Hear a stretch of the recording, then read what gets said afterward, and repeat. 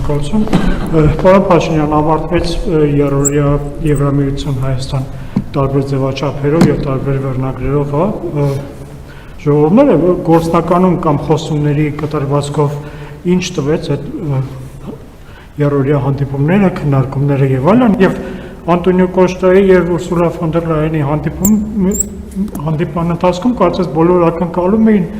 ինչ-որ պահի, որ դուք պետք է հայտարարեք երբ է Հայաստանը հայտ ներկայացնելու Եվրամիության անդամ դառնալու, ինչու չհայտարարեցիք կամ երբ կհայտարարեք, եւ եթե կարելի է ներհանրապետական 8 տարվա ընթացքում միթե հնարավոր չէ բարեկարգել այդ ԴԱԿ ոլորտը, որովհետեւ կարծես նոր ձեռագիր են որդեգրել, հա, բանը կալանքի գումարի չափը փոքր են ներկայացնում հաշվի համարների վրա, հետո անգամ չեն բռնականձում գումարը, որը փոխանցվել էր, հետո եւ ստիպում են, որ գնաց ԴԱԿ դիմում գրես, որ գումարը վերցնեն, բայց դիմում գրելուց հետո լրացիչ հին պարտքեր են գտնում, որը ոչ մեկին հայտնի չէ, կամ մի հեռախոսային ցանց ունեն, որը անհնար ուղղակի խոսել, որովհետեւ 5 րոպե ընդհատվում է, մի րոպե լսվում է, 5 րոպե ընդհատվում է, մի րոպե լսվում է եւ այլն։ Այդ ոլորտը հնարավոր է կարգի բերել։ Գիտեք ինչ, այդ ոլորտում ահռելի բարեփոխումներ են տեղի ունեցել, բայց պետք է մենք էլ արձանագրենք, որ այն ծառայությունը, որի իմաստը այն է,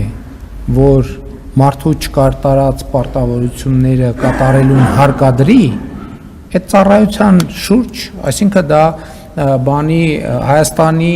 օպերայի եւ բալետի ազգային ակադեմիական թատրոնը չի, որի շուրջ, ասենք, տենց լինի գոհունակության մթնոլորտ։ Հասկանում եք, ինքը այդ ծառայության ամբողջ իմաստն է, որ ինքը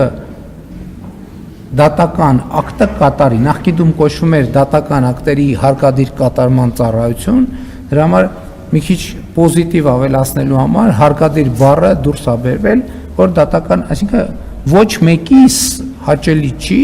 երբ որ մեզ ասում են, գիտես ինչ, դու այստեղ պարտք ունես, եւ հիմա մենք, քանի որ կամավոր այդ պարտքի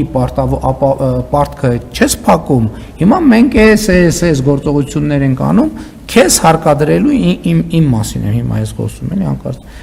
որ դու այդ քո պարտավորությունը կատարես։ Դա հնարավոր չի, որ այդ ծառայության շուրջ լինի տենց պոզիտիվ բան մթնոլորտ, որովհետև բոլորն էլ ցանկացած մեզնից որևէ մեկի համար տհաճ է, հիմա հա կարող է մեկը օբյեկտիվորեն մոռացել է, մեկը այլ ձև է, բայց մեկը դա տհաճ փոխգործակցություն է, այնպես որ հույս ունենալ, որ գալու է մի օր, որ երբ որ ԴԱՀԿ-ի հետ գործ ունեցողները ասեն ժպիտով գալու են եւ բաներ են անելու, ծաղիկներ են նետելու ԴԱՀԿ ծառայության նկատմամբ, եթե այդպես վարվեն, այդպես կվարվեն նրանք, ովքեր իրանց պարտքը հետ են ստանում, բայց նրանք էլ չեն անի տենց, նրանք էլ դժգոհ են, թե ինչի այս պարտքը պետք է 3 տարի առաջ բերված լիներ, եւ հիմա այսքան տարիներ մեզ քաշքշեցին այս արին եւ նոր մի կերպ պարտքը տվին, բայց ամեն դեպքում ես ձեր ասած կոնկրետության մեջ չեմ մտնի, բայց հիմա հանձնարարում եմ արդարադատության նախարարությունը լսեց, ավելի կոնկրետ հասկանա թե ինչ process-ներ նկատի ունեք, որպեսզի եթե այդտեղ լրացուցիչ բարեփոխելու բան անենք դա։ Ինչ վերաբերում է Եվրամիության հետ կապված, ես ախր տասնյակ անգամներով եմ դրա մասին խոսել։ Ես ասել եմ, որ ուղղակի Եվրոպական միությանը անդամագրվելու ձևական հայտ ներկայացնելը, այդ հայտը ներկայացված է Հայաստանի Հանրապետությունում ընդունված օրենքով։ Երկիրը միջև չհամապատասխանի Եվրոպական միության ստանդարտներին,